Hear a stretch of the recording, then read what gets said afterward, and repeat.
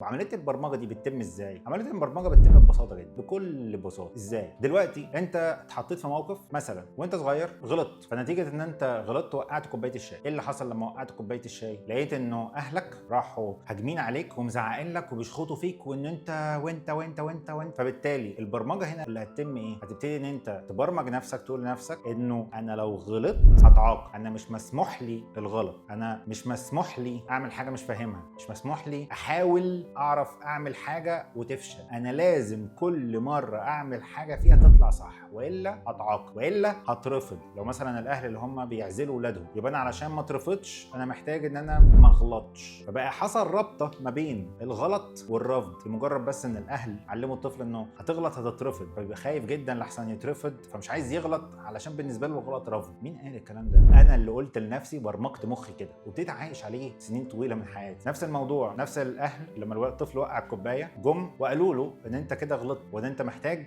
تنظف مكانك عشان ده نتيجه غلط. فيبتدي الطفل مع الاهل بيساعدوه ازاي ينظف مكانه. فهنا الطفل هيتبرمج على اساس ايه؟ ان هو ممكن يغلط، انما لو غلط في توابع للغلط هيتحملها. نفس الموقف، فرق البرمجه